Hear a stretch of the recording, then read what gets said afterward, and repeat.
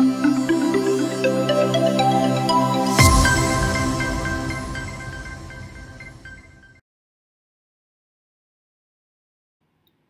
welcome to Daily News Simplified, an answer to what, why, and how of newspaper reading.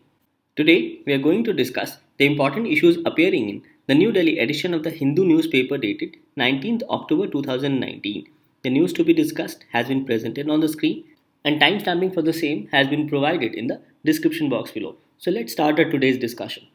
The first news appears on page number 1. It says terror funding. FATF retains Pakistan on grey list. It cites lack of progress on action plan. So this news highlights that the Financial Action Task Force has retained Pakistan on the grey list and has also given a stern warning that it will be blacklisted. That is, it will put on a blacklist if it does not fulfill the global standards criteria to combat terrorist financing by February 2020. Now, FATF provides for a grey list as well as a blacklist. The grey list are list of countries or territories which having deficiencies in their anti-money laundering efforts, or such countries who are not taking adequate steps against terrorist financing. Now, those countries are put in the FATF blacklist who are non-cooperative countries or territories, or such countries which are considered to be uncooperative in international efforts against money laundering as well as terrorist financing. So, this is the basics with respect to grey list as well as blacklist of Financial Action Task Force. Now, this topic becomes important both from a prelims examination perspective as well as from a mains perspective. Further, even a question with respect to terrorist funding was asked in year 2017 in GS paper 3. The question was, the scourge of terrorism is a grave challenge to national security. What solutions do you suggest to curb this growing menace? And what are the major sources of terrorist funding? So we understand that this topic of terrorist funding and FATF actions becomes extremely important from our examination perspective. So from GS paper 3, it becomes a part of linkages between development and spread of extremism, role of external state and non-state actors in creating challenges to internal security, as well as issues relating to money laundering and its prevention. With respect to your prelims examination, questions can be asked on the concept of grey list or blacklist, or even about Financial Action Task Force. So in your prelims, this topic forms a part of current events of international importance. The Financial Action Task Force discussed Pakistan's actions for countering terror financing and anti-money laundering efforts at the International Cooperation Review Group plenary in Paris. And as for FATF, Pakistan has been under enhanced monitoring process or strict observation, especially with respect to any action taken by their behalf with respect to combating terrorist financing. Further, Pakistan has been put on grey list of FATF since June 2018. So the FATF in the discussion has given stern warning to Pakistan to take immediate actions in order to combat terror funding or terrorist financing, as well as take efforts to combat money laundering. So after having this discussion, let us also understand certain basic facts about Financial Action Task Force and certain important decision which was taken place in Paris. The Financial Action Task Force is an intergovernmental body which was established in 1989, and this was done by ministers of its member jurisdiction at G7 summit in Paris. Now the objectives of FATF are to set standards and promote effective implementation of legal, regulatory as well as operational measures to combat money laundering, terrorist financing, and other related threats to international financial system. So we can say that FATF is therefore a policy making body which works to generate the necessary political will across the countries to bring about national legislative and regulatory reforms in the areas of financial transaction. So we can say that FATF monitors the progress of its members in implementing necessary measures. It reviews money laundering and terrorist financing techniques and also other countermeasures adopted by different countries. And it effectively promotes the adoption and implementation of appropriate measures globally. So these can be said to be some of the important aspects with respect to Financial Action Task Force. Now, initially, FATF report contained a set of 40 recommendations, and these 40 recommendations provided a comprehensive action plan to combat money laundering. Now, in 2001, development of standards in fight against terrorist financing and anti-money laundering efforts were added, and this led to adding of 9 special recommendations. These set of 9 recommendations are ratification and implementation of UN instruments, criminalizing the financing of terrorism and associated money laundering efforts, freezing and confiscating terrorist assets, reporting suspicious transactions related to terrorism, international cooperation, alternative remittance, wire transfers, non-profit organizations involved in money laundering, as well as cash couriers. So we can say that these 40 plus 9 recommendations provide international standards to combat money laundering as well as terrorist financing. Now, at the FATF plenary meeting held between 16 to 18th October 2019, there were certain major strategic initiatives which were taken. So, in this regard, you must know about these two strategic initiatives taken by FATF or discussed at the plenary. The first is with respect to money laundering risk from stable coins and other emerging assets. So, in this aspect, now you must know about the concept of stable coins. And the second initiative was with respect to understanding and leveraging the use of digital identity, considering an exponential increase in digital financial transaction. Now, stablecoin is a new class of cryptocurrency which attempts to offer price stability, and it is backed by a reserve asset. Now, for price stability, stablecoin can be pegged or attached to cryptocurrency, fiat money, or any exchange traded commodities such as any precious metals or industrial metals. So now the FATF is actively monitoring emerging assets including stable coins, as there are high chances of utilizing these emerging assets including stablecoin in terror financing. Now, with respect to digital identity, it has been observed in recent years that there has been a significant shift in digital payments, and the number of transactions with respect to digital payments are growing at the rate of 12% every year. So, in this aspect, customer identification becomes important in order to regulate cases of money laundering or terror financing. So, considering the strategic initiative taken at FATF with respect to stablecoin as well as digital identity, it becomes important from our UPSC perspective to know about both these aspects, specifically with respect to terror financing. Now, India is also an active member of FATF and is also signatory to various UN conventions with respect to anti-money laundering efforts. And in this aspect, India has enacted Prevention of Money Laundering Act of 2002. The various conventions to which India is signatory are the International Convention for Suppression of Financing of Terrorism, second, UN Convention Against Transnational Organized Crime, as well as the UN Convention Against Corruption. So these three international conventions again becomes important from our examination perspective. So in this news analysis, you must remember about the grey list, black list, as well as about stable coins. With this, let's move on to our next news discussion. The next news appears on page number 14. It says, Venezuela wins seat on UN Rights Council. It further says that it's an embarrassment to United Nations as per the United States. So this news highlights that recently Venezuela has won the election for a seat on United Nations Human Rights Council. Now, Venezuela's candidature has been opposed by United States and other countries because they have alleged that Venezuela's track record to maintain human rights in its own country has been very poor. So in this analysis, let us learn certain basic facts with respect to United Nations Human Rights Council. Now this topic in your prelims examination becomes a part of current events of international importance, and in your mains gets covered under GS paper 2, specifically with respect to important international institutions.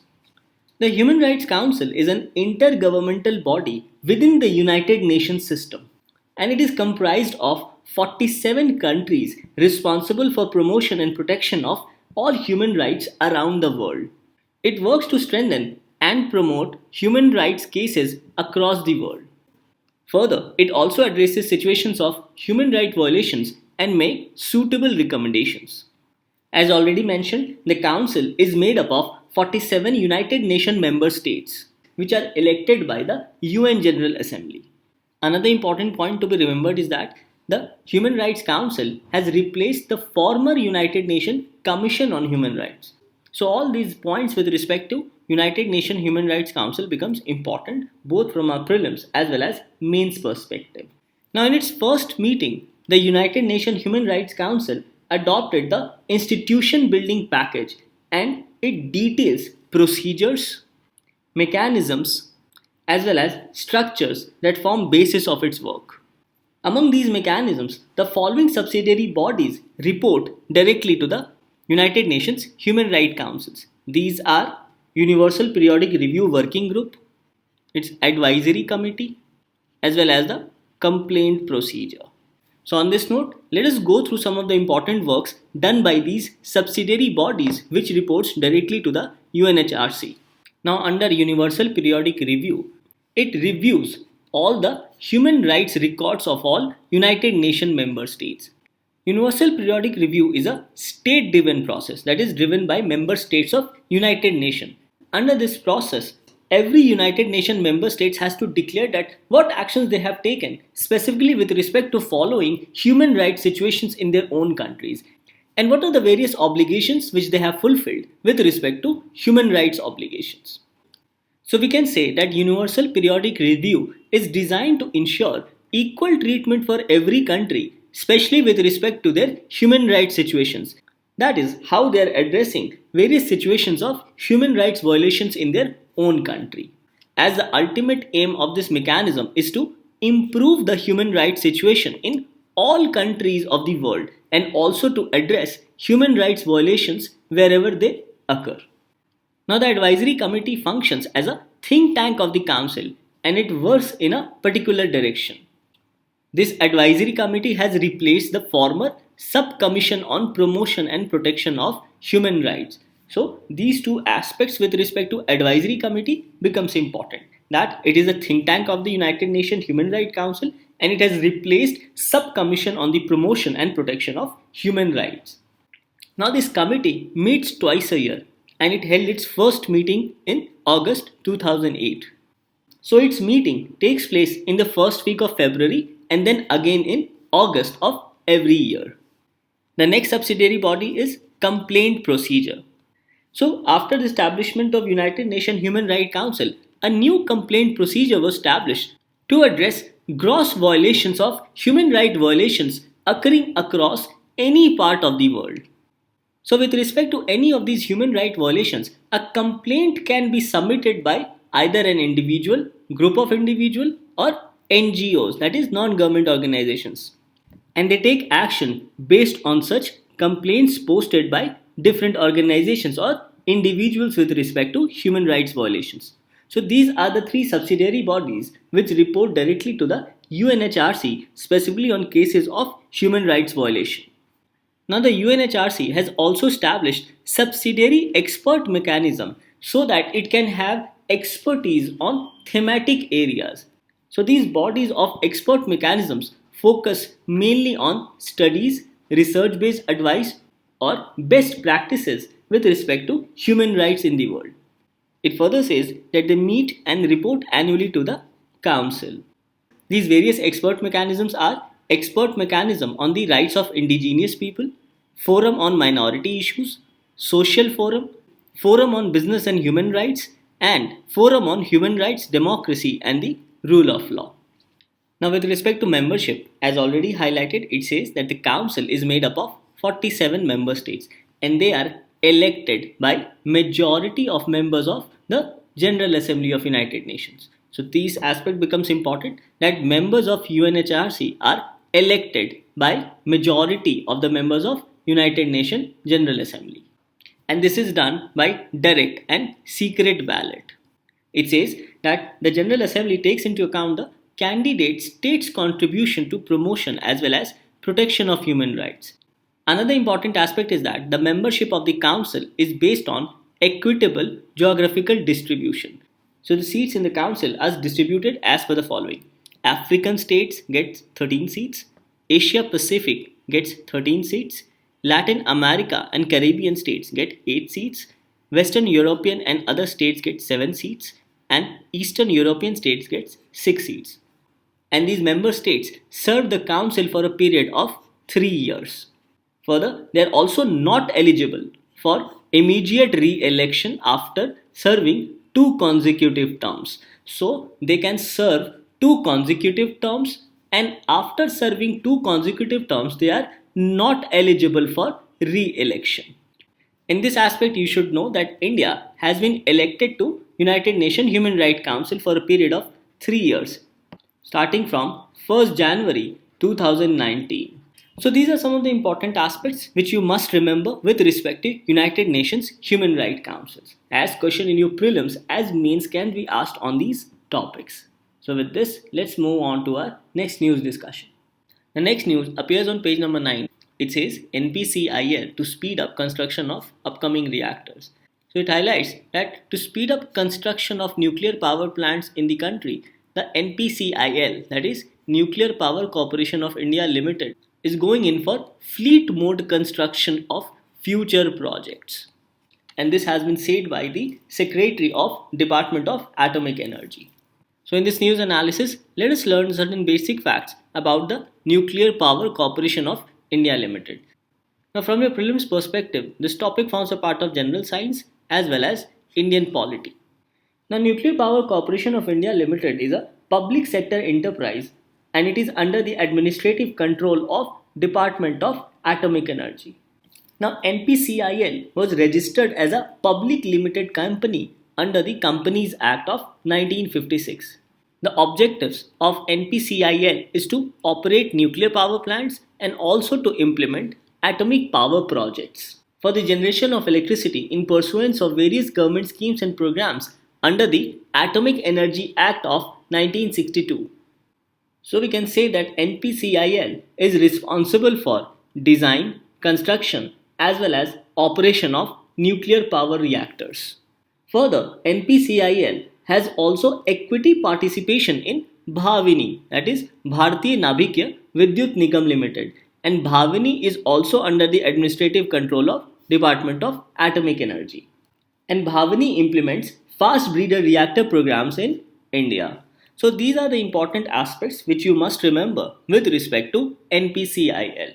That is, it's a public sector enterprise of Department of Atomic Affairs, and it is responsible for the design, construction and operation of nuclear power reactors. Now this news also highlights about certain nuclear power reactors which are under construction. These are Kakrapar Atomic Power Project, Rajasthan Atomic Power Project, Gorakhpur Haryana Anu Vidyut Pariyojana and Kudankulam Nuclear Power Project, of which the 3 are pressurized heavy water reactors and 1 is a Voda energy reactor. The next news appears on page number 15. It says no MDR on digital payments to large firms. So this news mentions that merchant discount rate charges which is levied by banks or system providers shall not be levied on merchants whose establishments has a turnover in excess of rupees 50 crore. And to facilitate this particular process, an amendment has been made in Income Tax Act as well as in the Payment and Settlement Systems Act of 2007. And this new provision shall come into effect from 1st November 2019. Now this latest developments on merchant discount rate forms a part of Indian economy in your prelims examination. Now this topic also becomes important because a question was asked in the prelims of 2018. So first of all, let us understand what is merchant discount rate. Now, merchant discount rate in a simple term is a fee which is charged from the merchants by the banks, and this fee is charged to facilitate digital transactions which is made by the merchant through debit and credit cards. Usually, the merchant discount rate is charged as a percentage of the transaction amount. So, after understanding this concept of merchant discount rate, let us go through the question asked by UPSC in 2018. The question was, which one of the following best describes the term merchant discount rate sometimes seen in news? Options were A. The incentive given by a bank to a merchant for accepting payments through debit cards pertaining to that bank. No, it's not an incentive given by a bank to any merchant. Second, the amount paid back by banks to their customers when they use debit cards for financial transactions for purchasing goods or services. No, this statement is also incorrect. Third, the charge to a merchant by a bank for accepting payments from his customers through their bank's debit cards. Yes, this statement is correct. D. The incentive given by government to merchants for promoting digital payments by their customers through point of sale machines and debit cards.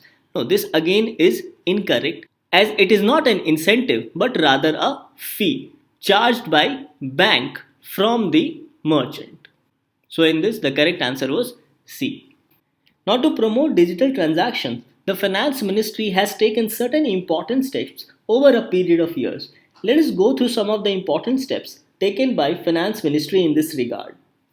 Now prior to 2012, MDR was same for debit cards as well as credit cards. However, in June 2012, RBI reduced the merchant discount rate on debit cards and it became 0.75% of value of transaction. Now this step was taken by RBI in order to boost payments through debit cards. So after reduction in MDR, it became 0.75% of value of transaction. Now after demonetization, the merchant discount rates for debit card transactions were further rationalized. So for transaction through debit card up to rupees 1000, the MDR was reduced to 0.25%. And for transaction through debit card up to rupees 2000, it was reduced to 0.50%.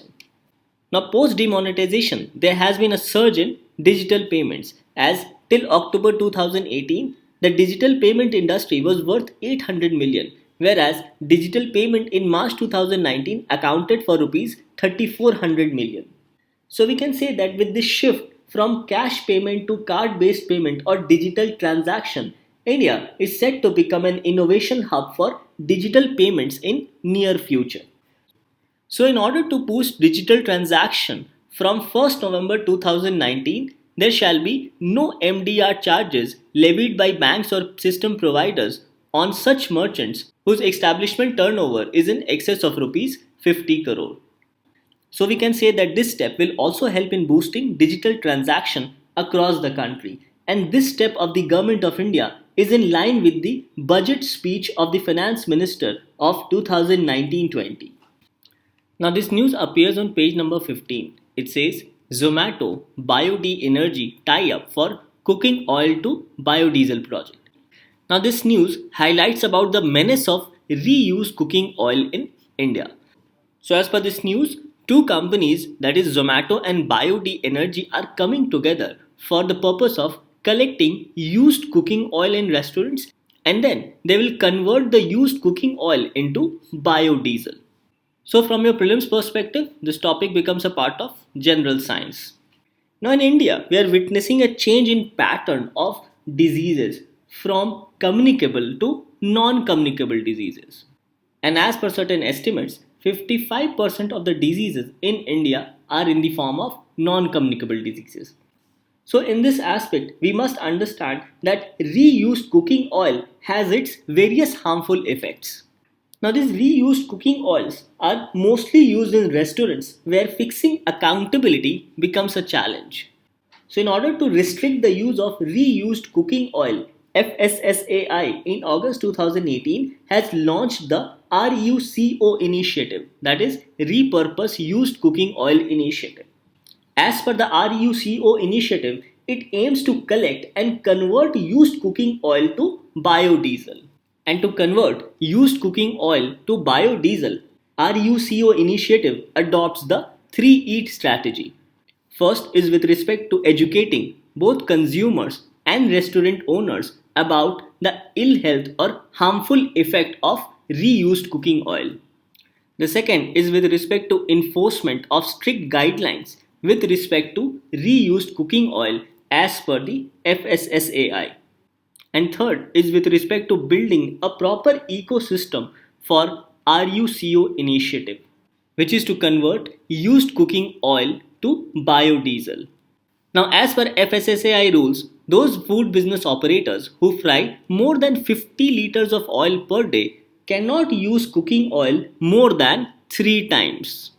Further, the rules also provide for a maximum permissible limit of total polar compound in edible oil at 25%. Now it highlights that during frying, oil undergoes degradation due to their exposure to elevated temperatures, which results in changes in their physiochemical, nutritional, as well as sensory properties of the oil. And because of consistent frying of the oil, polar compounds are formed during frying. Now, these polar compounds are very toxic and it is also associated with several diseases such as hypertension, atherosclerosis, Alzheimer's, liver diseases, etc. So, it is essential to monitor these total polar compounds limit in the edible oil as it is formed due to excessive frying of oil. So, considering the health hazards of these total polar compound, FSSAI has fixed a limit of 25% of these compounds in the edible oil. So, it is in this context we understand that vegetable oils should not be repeatedly used for frying purposes because it develops total polar compound which is extremely harmful for the human health. Further, reused oil becomes thick because of excessive frying, which in results becomes harmful for the human health. Now, reused oil has food particles on it on which the bacteria thrive. So, these bacteria again becomes a source of various diseases. Further, excessive frying of these cooking oils produces free radicals, which in turn also affect the human health. So, excessive use of reused cooking oil in turn leads to bad cholesterol. It may even damage cells because of free radicals, can lead to various heart diseases, and can also become a cause of cancer in the future. So, it is necessary to regulate the use of cooking oil by food and business operators. Now, after our discussion, these forms your practice question for the day. What you can do is to take a pause of 5 seconds. First, it says, recently FSSAI has been taking steps restricting the use of reused cooking oil. In this context, which of the following are correct about reused cooking oil? First, the quality of cooking oil is measured on the basis of presence of polar compounds. Yes, this is correct. Second, cooking oil is identified as an alternative source for biodiesel by National Biofuel Policy 2018. Yes, this statement is also correct. Third, repeated frying of cooking oil produces free radicals that are harmful when consumed. This statement is also correct. The question was select the correct answer using the code given below. So in this the correct answer is 1, 2 and 3. Question number 2. It says consider the following statements about merchant discount rate. First, it is a fee charged from customers by the merchants on transaction through credit card only. No, this is incorrect as it is a fee charged by the banks from the merchants with respect to financial transactions by debit or credit card.